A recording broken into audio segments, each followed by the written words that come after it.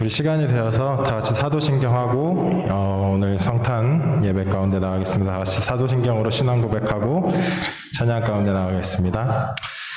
전능하사 천지를 만드신 하나님 아버지를 내가 믿사오며 그 아들 우리 주 예수 그리스도를 믿사오니 오늘 대하사 동정녀 마리아에게 나시고 본디오 빌라도에게 고난을 받으사 십자가에 못 박혀 죽으시고 장사한 지 사흘 만에 죽은 자 가운데서 다시 살아나시며 하늘에 오르사 전능하신 하나님 편에 앉아 계시다가 저리로서 산자와 죽은 자를 심판하러 오시리라. 성령을 믿사오며 거룩한 공예와 성도와 서로 교통하는 것과 죄를 사하여 주시는 것과 몸이 다시 사는 것과 영원히 사는 것을 믿사옵나이다. 아멘. 할렐루야. 오늘 성탄주일 예배 가운데, 성탄주일은 아니죠. 오늘 토요일이니까 성탄절 예배 가운데 나오신 우리 성도 여러분들을 주님의 이름으로 환영합니다. 오랜만에 이렇게 다 같이 찬양을 하게 됐는데 오늘도 기쁨 가운데 그 예수 그리스도의 오심을 우리가 찬양 가운데 고백하면서 그렇게 나아갔으면 좋겠습니다. 이 시간 그 주님의 끝없는 인자하심, 이 시간 우리가 고백하면서 오늘 성탄 예배 가운데 나갔으면 좋겠습니다.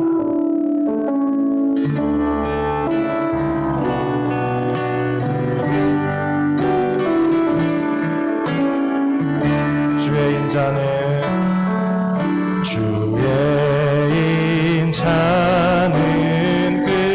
끝이요 그의 자비는 무궁하며 아침마다 새롭고 늘 새로우니 주의 성실이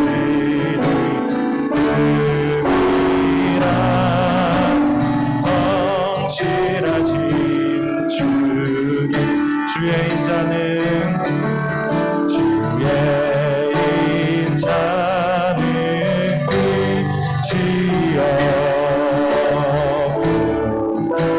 그의 자비는 무궁하며 아침마다 새롭고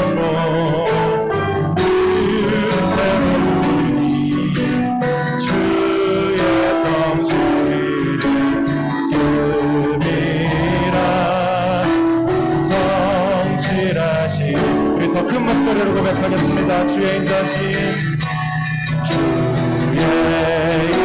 인자는 끝이요 그의 자비는 무궁하며 아침마다 새롭고 늘 새로우니 성실이 끔이라 성실하신 주님 아침마다 새롭고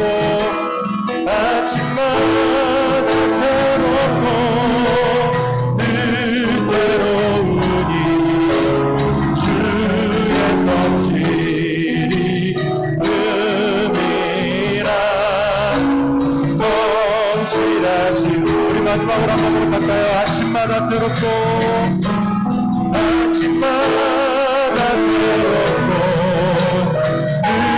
새로우니 주의 성실이 끔이라 성실하신 주님. 아멘. 이 찬양의 고백처럼 우리 인자하신 그 성실하신 주님을 믿으십니까? 이 시간 우리가 기쁨으로 그 성탄절에 그 주님을 찬양했으면 좋겠습니다. 영광을 높이 계신 주께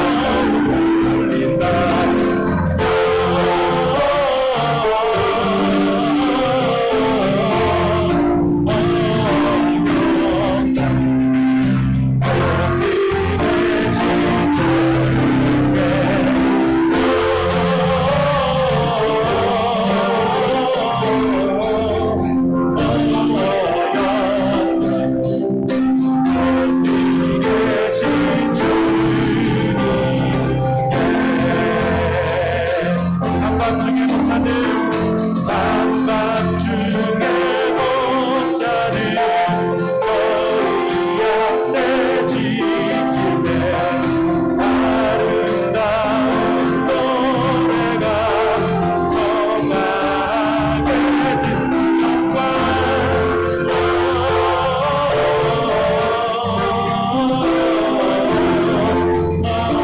영광을 여기 계신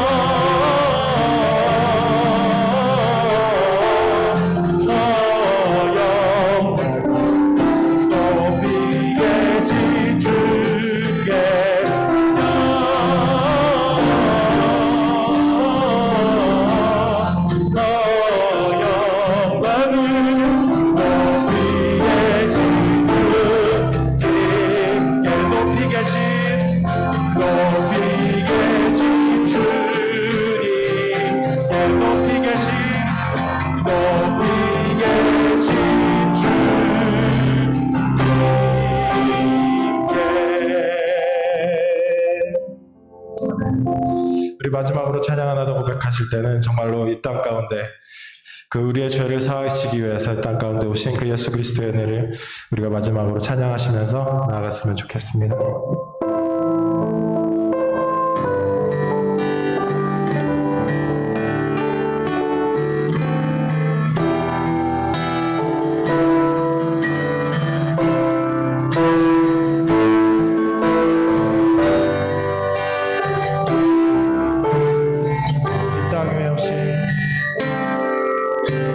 이 땅 위에 오신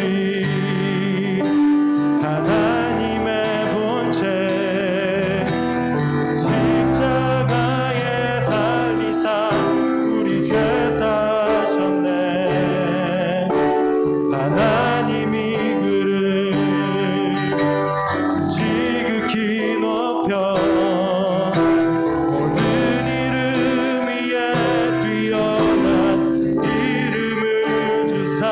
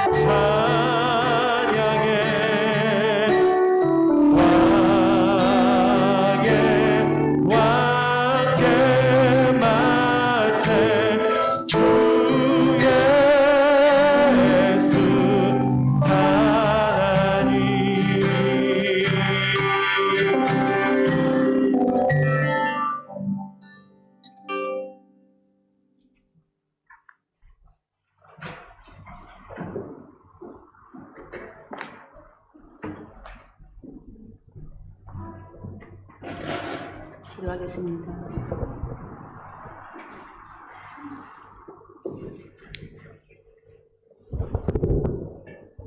지극히 높은 곳에서는 하나님께 영광이요 땅에서는 하나님이 기뻐하시는 사람들 중에 평화로다. 기쁘다 구주 오셨네. 세상의 빛으로 오신 아기 예수님의 탄생을 찬양합니다. 이 땅에 사랑으로 오신 예수 그리스도를 기억하며 성탄 예배를 드리게 하시니 감사드립니다. 창세전에 택하신 백성을 위하여 독생자를 온전하신 사람으로 세상에 나게 하시고 인간의 몸으로 입으시고 낮아지신 한없는 주님의 사랑을 감사드립니다. 가난한 자, 병든 자를 위해 오시고 쇠되고 약한 자에게 위로와 소망을 주시는 주님, 주님의 사랑을 감사드립니다. 우리는 주님의 사랑을 담기에 순종하려 하지만 입술로만 고백하고 사랑을 베푸며 살지 못했음을 고백합니다. 주님 용서하여 주시옵소서. 사랑하고 희생하는 삶을 살아야 함을 깨닫습니다. 주님의 삶으로 사랑과 희생으로 감당하는 우리 다드림교회 성도님들이 되게 하여 주시옵소서. 주님 우리에게 순종할 수 있는 믿음을 주시옵소서. 주님 우리가 믿음 없음을 고백합니다. 우리를 장성한 분량까지 자라게 하소서. 주님의 도구로 저희들을 사용하여 주시옵소서. 주님 내가 여기 있사오니 주님 저를 사용하여 주시옵소서라고 고백할 수 있는 우리 다드림교회 성도님들이 될 수 있도록 주님 인도하여 주시옵소서. 세상의 그 무엇보다 우리를 사랑하시는 하나님 아버지, 이 땅에 오신 예수 그리스도의 탄생을 기뻐하며 예배하며 찬양하는 우리의 마음을 받아주시옵소서. 성탄을 축하하며 예배드리는 모든 주의 백성에게 한량없는 기쁨을 부어주시옵시고 이 시간 세계의 방방곳곳에서 주님의 탄생을 축하하는 예배가 드려지는 이때에 성탄의 기쁨을 함께하지 못하는 형제들을 기억하시고 한없는 주님의 사랑으로 보호하여 주시옵소서. 주님 이 시간 기도하옵기는 잠잠했던 코로나가 다시 확산되고 있습니다. 우리에게 다시금 경각심을 갖게 하시고 공지사항을 잘 따르며 안전하게 성탄과 새해를 맞이할 수 있도록 그리고 올해 마무리를 잘할 수 있도록 주님 인도하여 주시옵소서. 이 시간 말씀을 전하시는 목사님께 하늘의 비밀을 강하고 담대하게 전하게 하시며 이 시간 말씀을 들을 때에 예수의 탄생의 비밀을 저희들에게 깨우쳐 주실 때에 목사님의 말씀을 우리가 듣고 예수님의 탄생의 비밀을 기쁜 소식을 듣게 하시고 듣는 길을 저희들에게 허락하사 알게 하시고 깨닫게 하소서. 우리의 삶에 실천하며 살아갈 수 있도록 주님 인도하여 주시옵소서. 우리를 구원하기에 이 땅에 오신 예수 그리스도의 이름으로 기도드립니다. 아멘.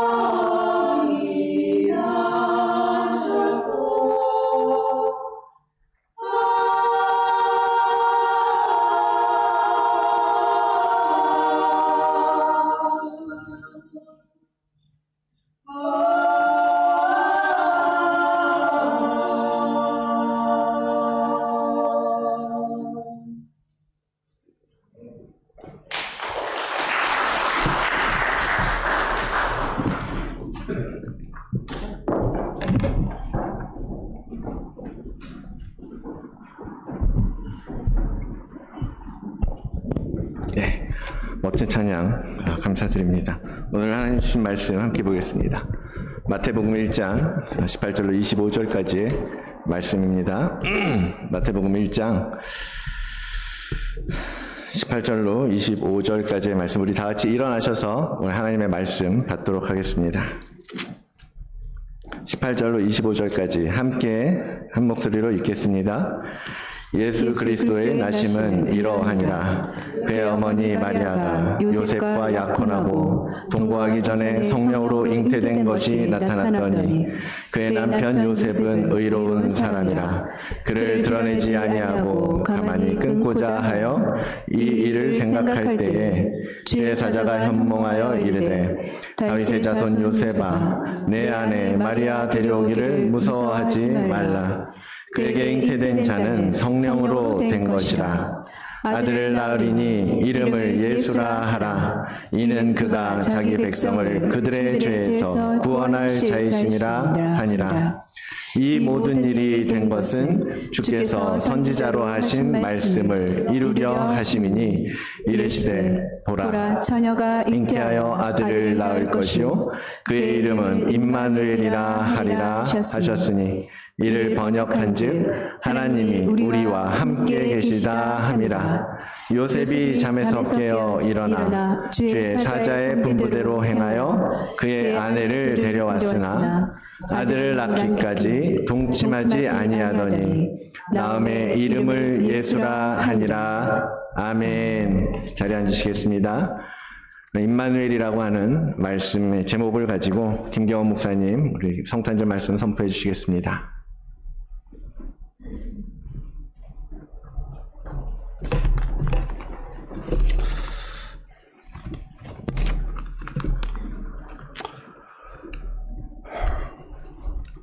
스물여덟 번째 호주에서 크리스마스를 맞이하고 있습니다.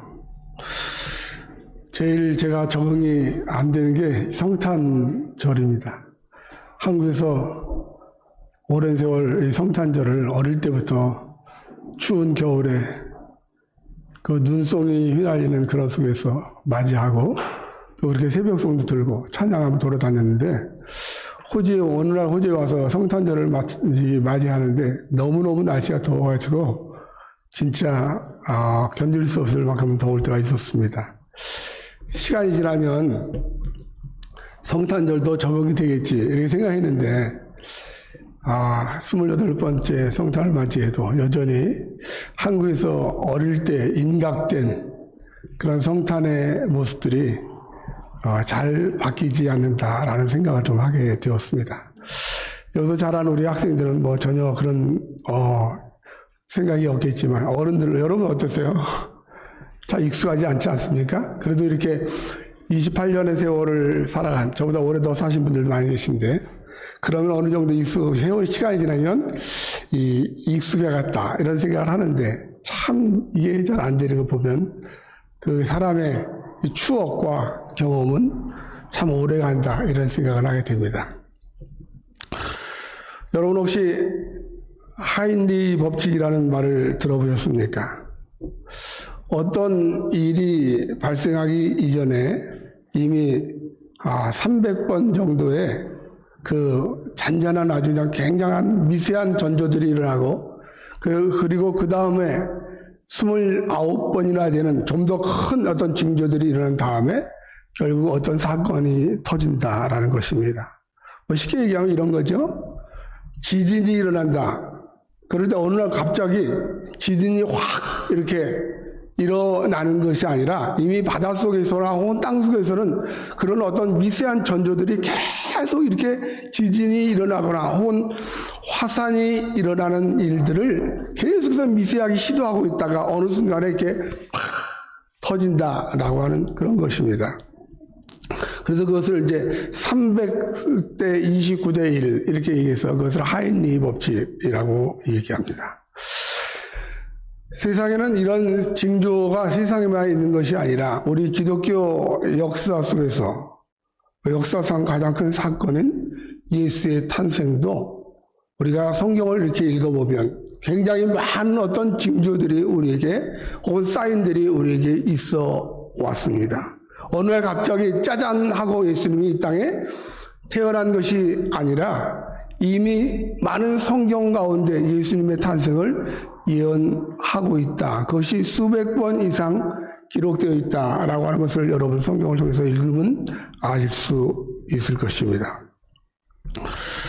예수님이 육신을 입고 세상에 오신다고 하는 최초의 사인은 아마도 창세기 3장 15절에 기록된 말씀이 아닐까 싶습니다. 거기는 그렇게 기록되어 있습니다. 내가 너로 여자의 후손과 원수가 되게 하고 내 후손도 여자의 후손과 원수가 되게 하리니 여자의 후손은 내 머리를 상하게 할 것이고 너는 그의 발꿈치를 상하게 할 것이라. 여러분이 알고 있는 원시 복음으로 알려진 최초의 복음입니다.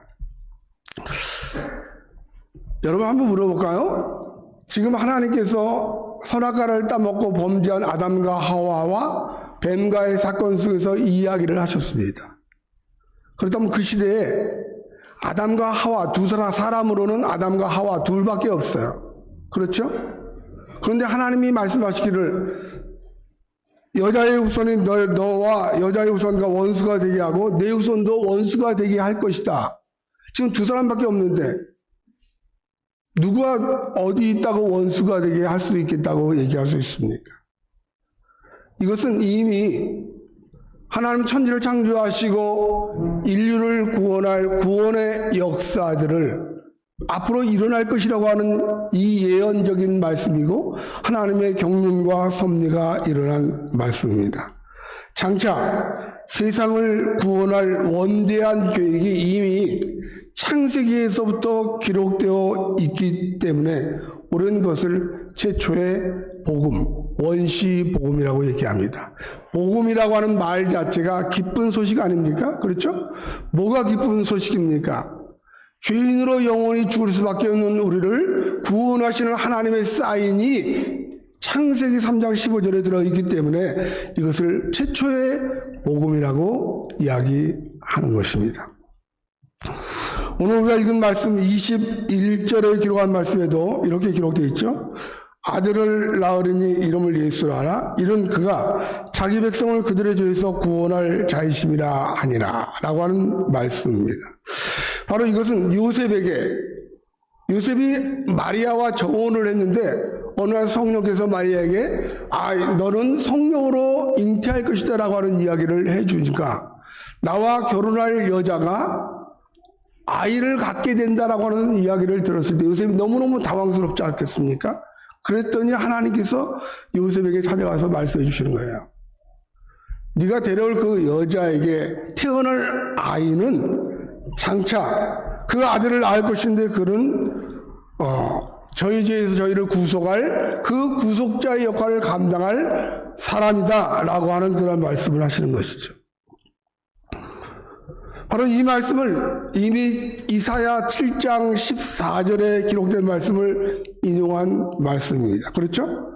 그렇다면 뭔가 인용을 했다는 것은 이미 마태복음에 기록되기 이전에 어떤 성경에 이 말씀이 기록되어 있기 때문에 우리가 그것을 인용하는 것입니다.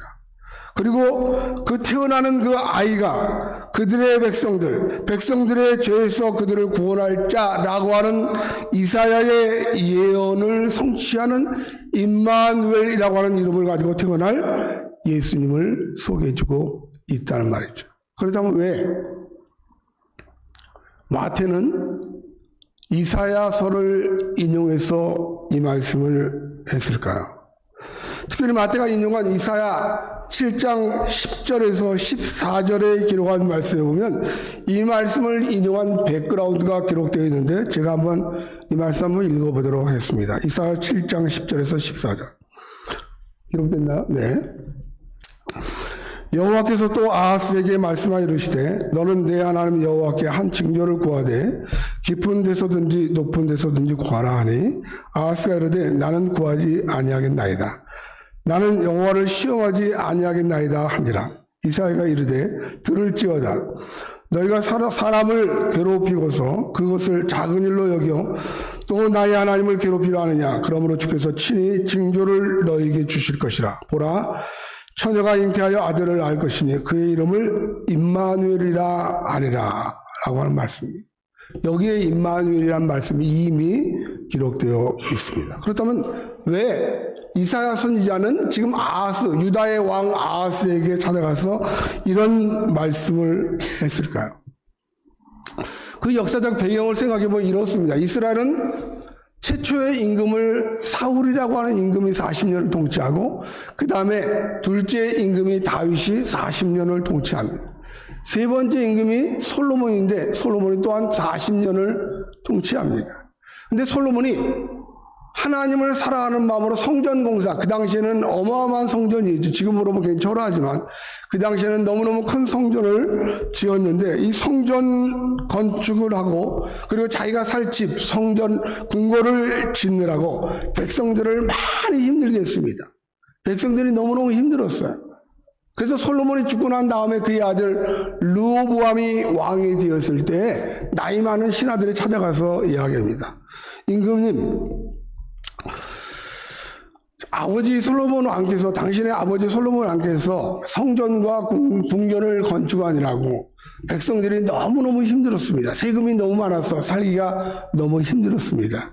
그러니까 임금님께서 이 백성들을 통치하시기 위해서 조금 백성들의 허리를 좀 편하게 세금을 조금만 줄여주시면 백성들이 참 임금님을 존경하고 잘 따를 것입니다. 그렇게 얘기를 했죠. 그랬더니 이 르호보암 왕이 그래? 그럼 내가 아버지 세대의 신하들 말고 새로 입각한 이 젊은 신하들에게도 한번 물어본 다음에 너의 답을 너가 말하는 대답을 하겠다. 그렇게 얘기했습니다. 그랬더니 젊은 신하들한테 물어봤어요. 야, 나이 많은 신하들이 와서 세금을 감해주는 것이 정치를 하기 좋다고 얘기하는데 너희 생각에는 어떠냐? 그렇게 물어봤습니다. 그랬더니 젊은 신하들이 아닙니다. 백성들은 편하게 해주면 늘어지니까 더 이렇게 꽉꽉 쪼여야 됩니다. 세금을 더 세게 하세요. 그렇게 얘기하죠. 르호보암 왕이 다시 신하들을 부른 다음에 하는 말이 나는 우리 아버지는 채찍으로 너희를 통치했지만 나는 전갈로 너희를 통치할 것이다. 즉 아버지보다 더 심하게 너희들을 좋아서 너희들이 내 말 아니면 안 된다라는 것을 알게 하겠다라고 그렇게 얘기했습니다. 그러자 젊은 신하들이 그러면 이제 우리는 왕의 말씀대로 순종할 수가 없으니까 우리는 나가겠습니다. 그렇게 해서 이스라엘은 원래 12지파, 야곱의 12아들이 지파를 누려서 12지파가 한 나라를 이루었는데 10지파가 되는 지파가 에브라임 지파를 중심으로 나가버리고 말았습니다.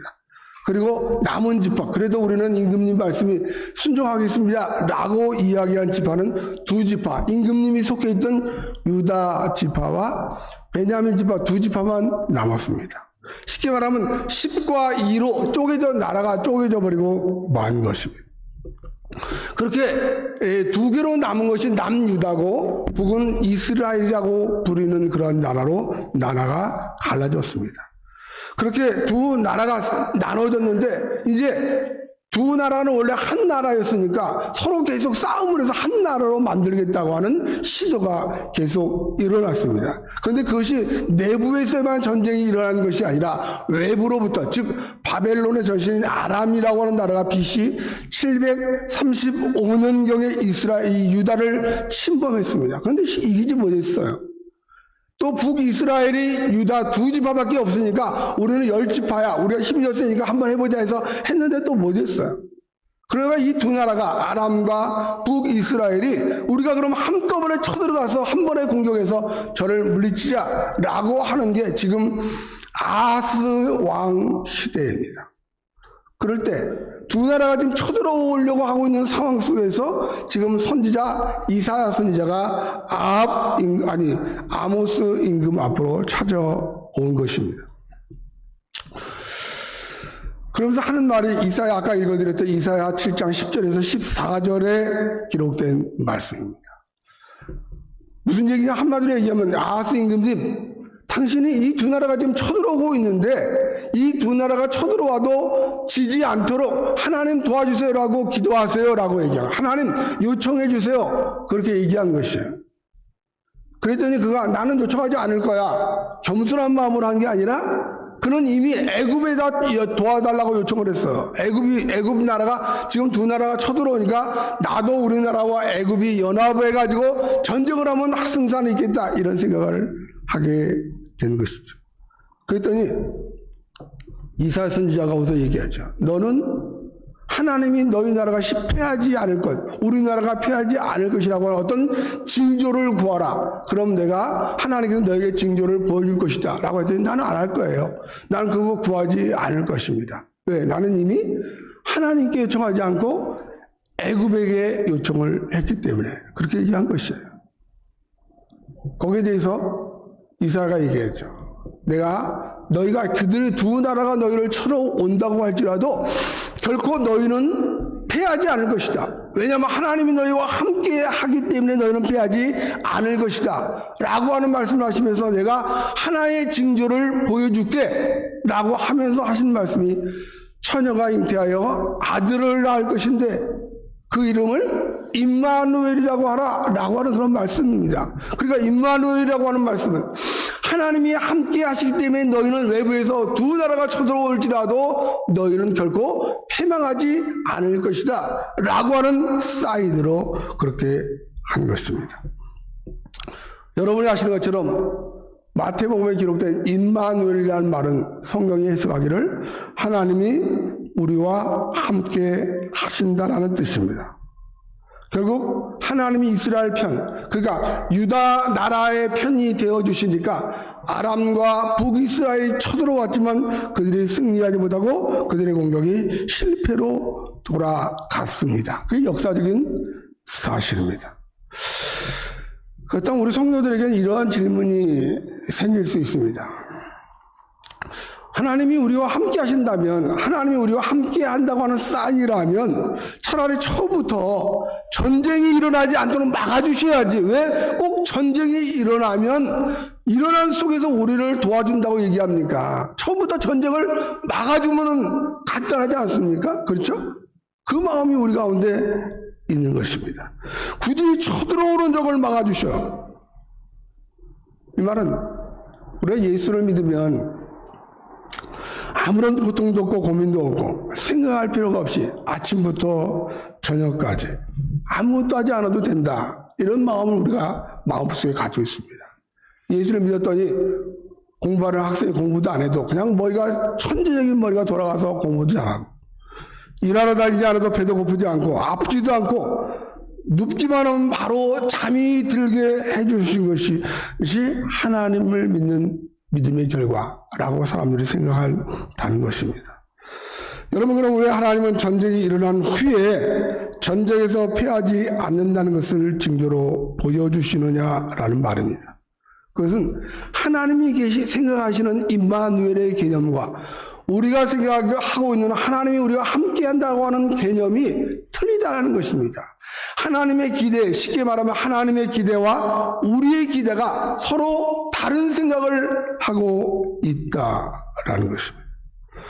즉 하나님의 계획과 섭리가 우리의 기대와 다르기 때문에 우리는 늘 일어나지 않게 막아주세요 라고 생각하는 것입니다.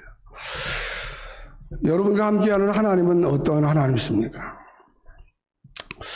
얼마 전에 우리 아시는 목사님 한 분이 저를 전화를 해서 만나서 식사를 같이 한 적이 있습니다. 저희 목사들은 그렇게 만나면 뭐 교회 얘기하고 성경 이야기하고 뭐 이렇게 저희는 좀 그렇게 대화를 합니다. 여러분은 어떤 대화 주로 하시는지 모르겠다. 식사하면서 이렇게 이런저런 얘기하다가 신학교 다닐 때 얘기를 이렇게 좀 했습니다. 근데 그 목사님이 자기 신학교 다닐 때 친구 이야기를 이렇게 해주셨습니다. 원래 그분은 예수를 안 믿은 아주 굉장히 험악한 그런 깡패로 살았대요. 한 30명 정도 중간 보스급 정도 되는 그런 깡패였을 때. 그런 깡패인데 어느 날 식당에 가서 식사를 하러 이렇게 식당에 갔더니 식당 주인이 이 메뉴판 들고 와서 뭘 주문하시겠습니다 이렇게 물어보는 게 아니고 당신 내가 얘기하는 말에 대해서 아멘을 하라고 하나님께서 오늘 당신이 찾아올 것을 나한테 얘기해 주셨는데 내가 하는 말에 아멘을 하세요. 그래야만 내가 당신이 원하는 음식을 내줄 수 있습니다. 그렇게 얘기를 하더라는 거예요. 그 뭐 이런 깡패니가 키가 막 1m 훨씬 넘고 큰 등치에 우락부락한 사람이면서 거기서 그런 얘기하니까 뭐 기도 차지 않잖아요.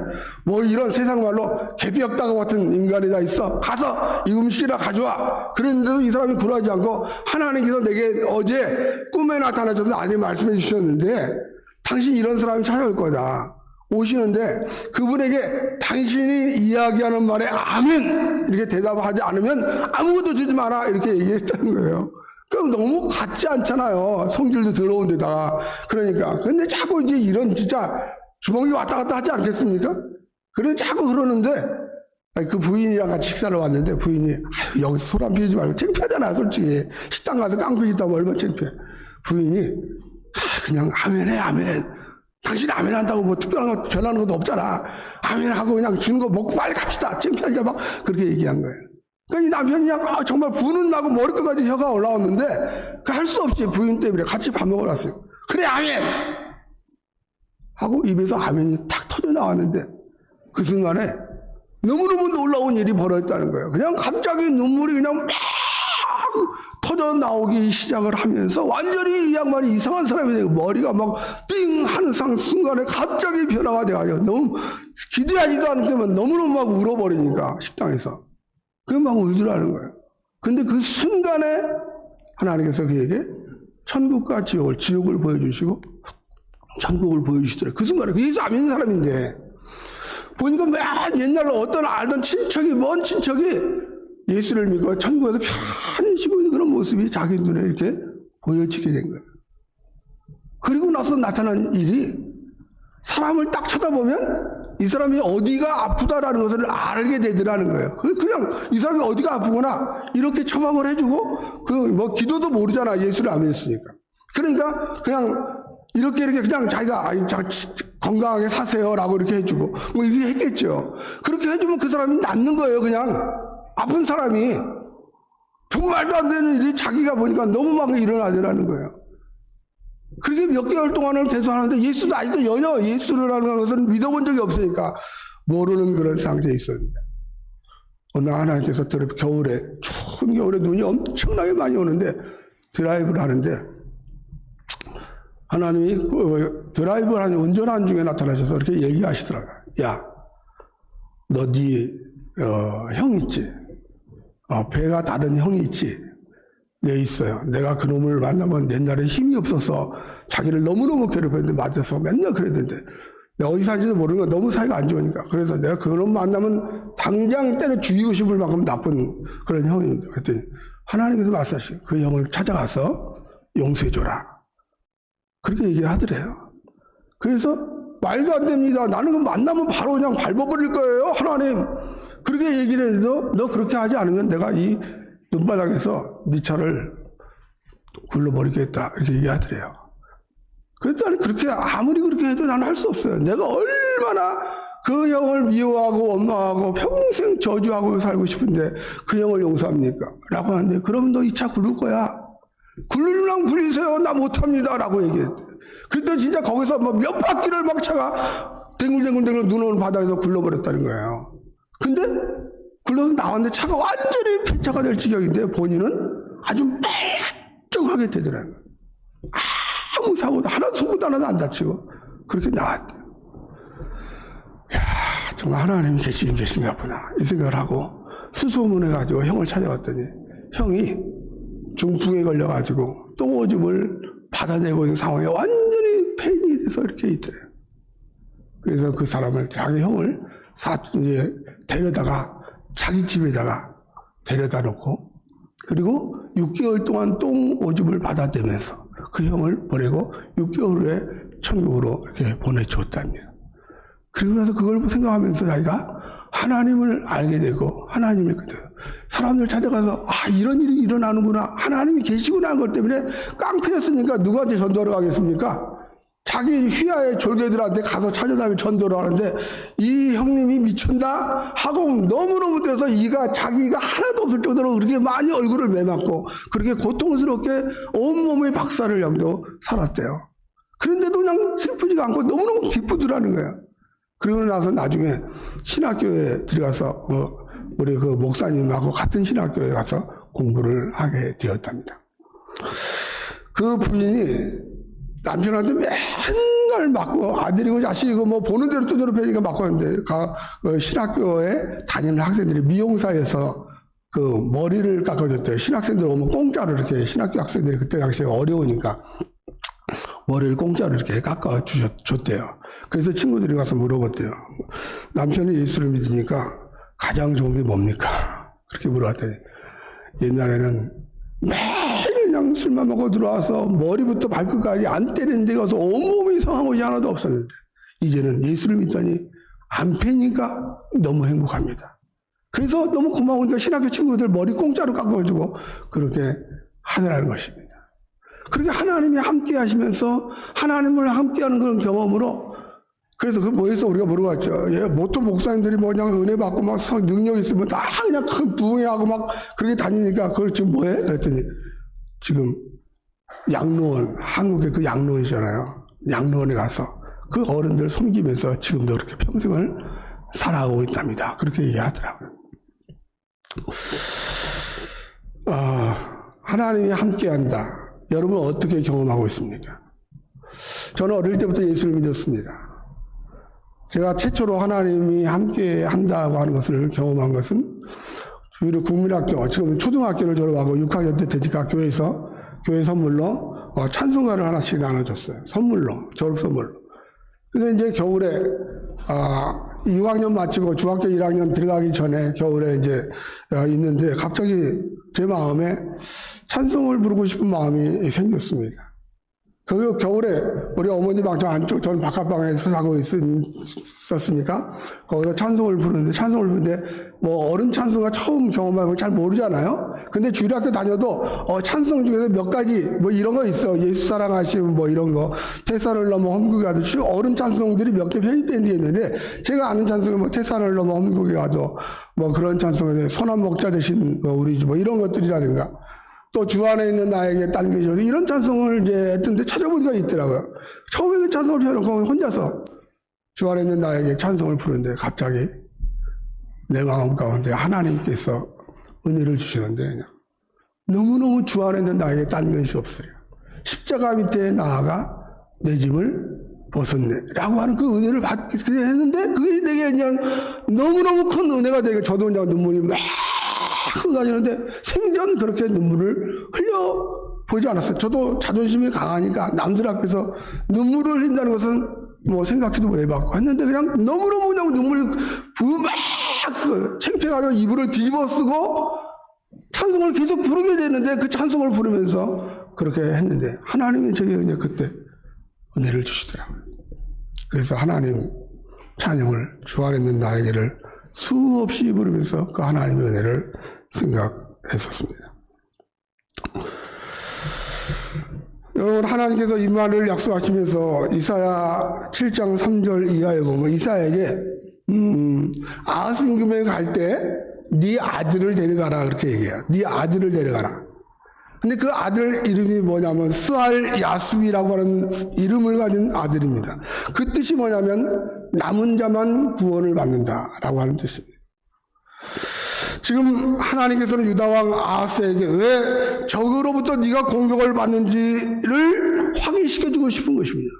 가만히 멀쩡한 나라 왜 외부로부터 쳐들어와서 너를 죽이려고 하느냐, 이 나라를 망하게 하려고 하느냐, 그것은 네가 하나님을 떠나서 살고 있기 때문에 네가 하나님을 의지해야 된다라고 하는 말씀을 가르쳐주고 싶은 것입니다. 왜냐하면 유다는 내 나라고 내 백성이기 때문에 그렇습니다. 그러므로 너는 나를 의지해야 한다라고 하는 그런 말씀입니다. 이 말씀은 신명기에 기록된 말씀에 뭐 이스라엘 백성들에게 하나님이 가나안이라고 하는 땅을 약속하시면서 하신 말이 너는 너희가 나를 따르고 내게 복종을 하게 되면 너희가 나를 사랑하면 네가 심지 않은 과실을 먹게 되고 네가 짓지 않은 집을 살게 될 것이고 만약에 네가 하나님 말씀대로 순종하면 적이 한 길로 쳐들어와도 7길로 도망가게 될 것이다 라고 하는 약속을 하나님이 해 주십니다. 그러나 너희가 내 말을 듣지 않고 살면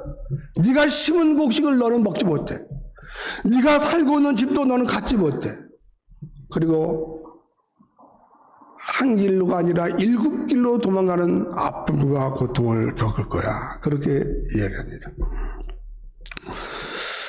그러나 여러분 어떻습니까? 우리는 욕망에 따라 살아가는 사람들이기 때문에 여전히 지금도 하나님의 말씀에 불순종합니다. 하나님의 말씀대로 살면 되는데, 순종하는 거 보면 되는데 순종하지 않고 인간적인 방법으로 살기 때문에 하나님은 우리에게 임마누엘로 오신 그 하나님은 우리의 그 부적절한 습관들을 끊어내기 위해서 오시는 것입니다. 그래서 너는 네 아들을 데리고 가라 하면서 그 아들의 이름이 쓰할 야습인데 남은 자만 구원받는다라고 하는 사인을 보여주신 거예요. 너희가 하나님 앞에 말씀에 순종하는 남은 자, 그 자만 순종한다. 그 자들만 구원한다라는 것입니다. 즉 예수님이 이 땅에 육신을 입고 오시면 구약으로 가면 유다라고 하는 나라를 지켜 자기 백성을 지켜주셔서 당신의 편이 되게 하셔서 그들로 영원한 하나님 나라를 경험케 하기 위해서 오시지만 우리에게는 우리 역시 우리가 가지고 있는 모든 습관들과 제 속성들을 끊어내기 위해서 오시는 것입니다. 여러분 예수님의 이름의 뜻이 무엇입니까? 그가 저들의 백성들을 자기 죄에서 구원할 자라고 하는 뜻이 예수라고 하는 이름의 뜻입니다. 저들의 죄에서 그들을 구원해낼 자라는 이름, 그것이 예수라고 하는 것입니다. 즉 예수님이 이 땅에 오시면 1차적으로 죄를 속량하기 위해서 오셨다라는 것입니다. 그러나 우리의 기도는 예수님의 기대와 상관없이 내가 예수를 믿었으니 예수를 믿으면 모든 것이 만사 오케이가 되게 해달라라고 하는 것입니다.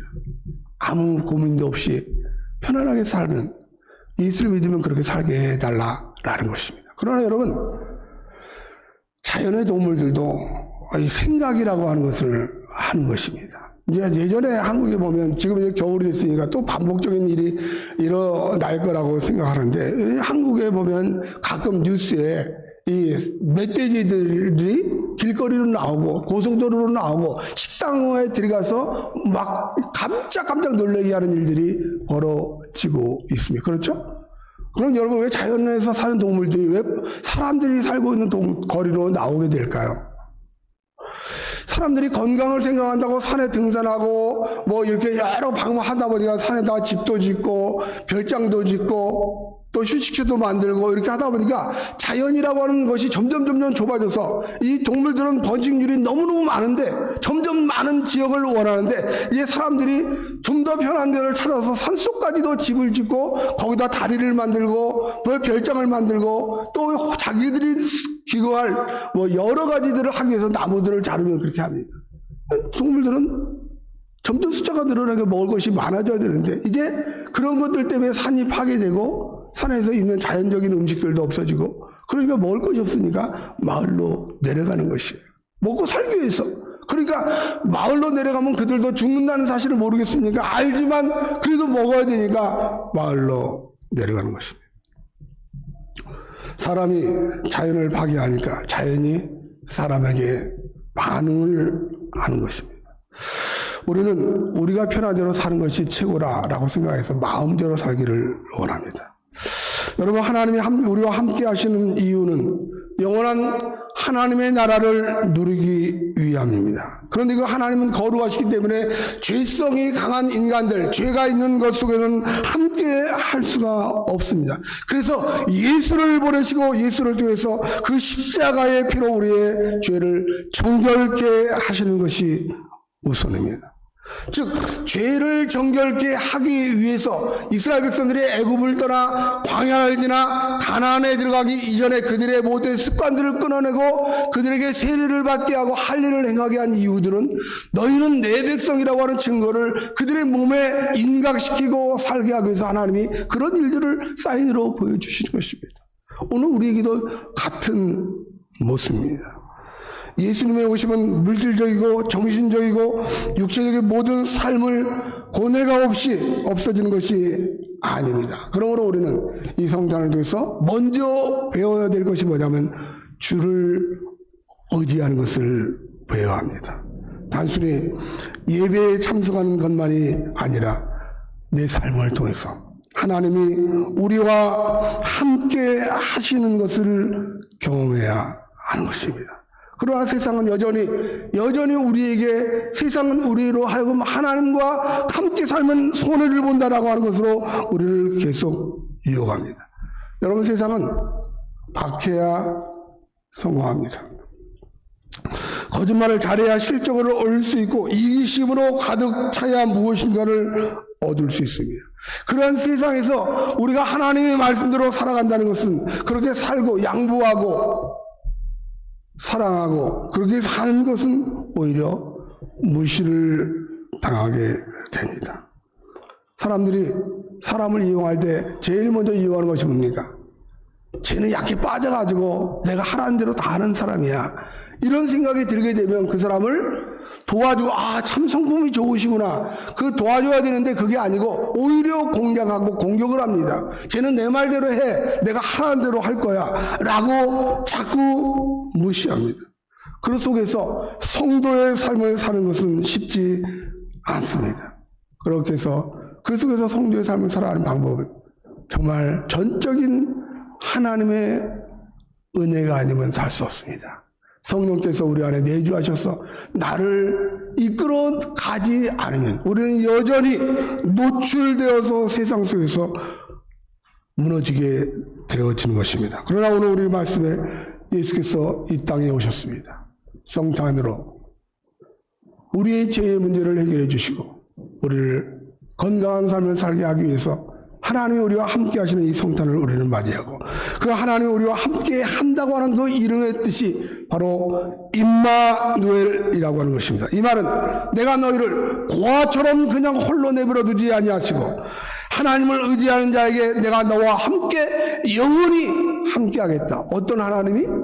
하늘과 땅의 권세를 가지신 그 하나님께서 내가 너와 함께 하겠다라고 하는 것입니다. 이게 임마누엘의 본질적인 내용입니다.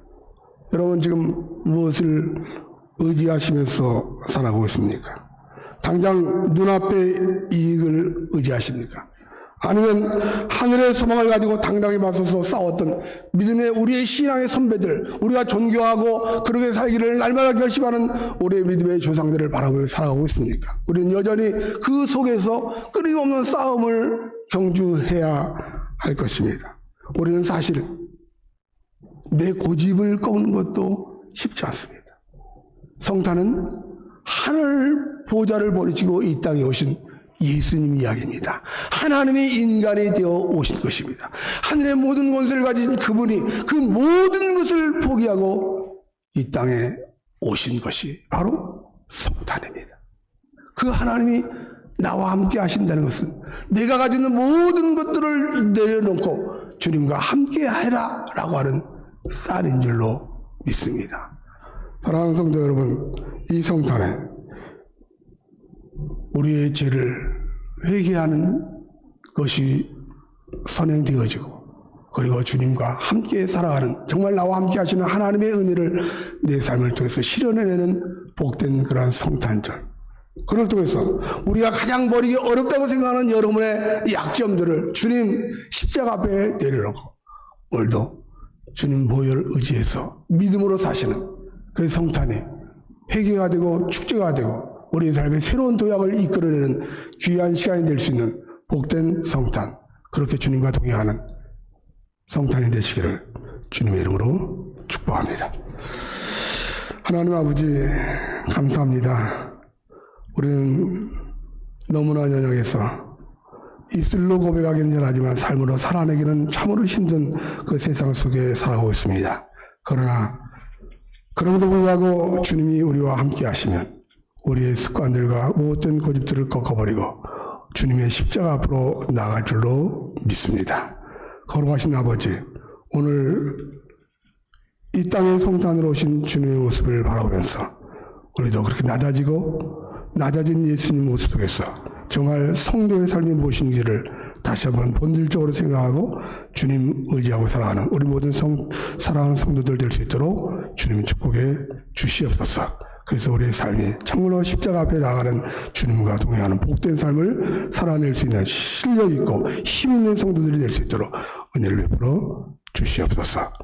예수님 이름으로 기도 올리옵나이다. 아멘.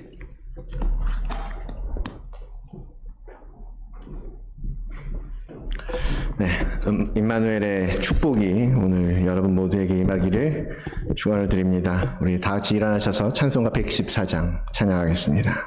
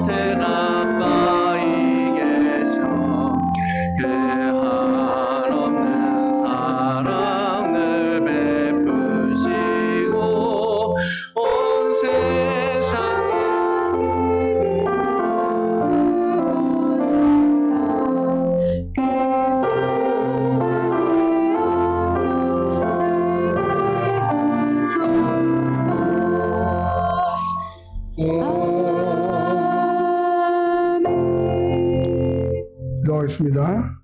하나님 아버지 감사합니다. 우리가 무엇이기에 주님 이처럼 사랑하셔서 당신의 자녀를 만드시기 위해서 하나밖에 없는 독생자까지 우리에게 내어주셨습니까? 그 은혜를 생각할 때마다 우리는 입술로만 고백하는 것이 아니라 우리의 삶의 모든 것을 다 드려 주님과 동행할 수 있도록 은혜를 베풀어 주시옵소서.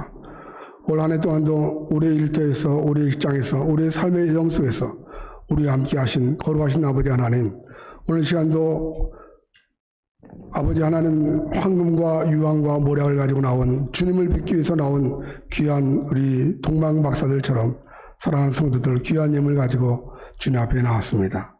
예물만이 아니라 저들의 내용에 있는 깊은 마음들을 하나님 받으시고 그 물질이 흘러가는 곳마다 하나님의 놀라운 역사가 나타날 수 있도록 은혜를 베푸시고 그 물질을 드리는 귀한 우리 성도들의 삶에 저들의 가정 위에 저들의 창고 위에 하나님이 늘 함께 하시는 놀라운 축복이 있도록 주님 축복해 주시옵소서.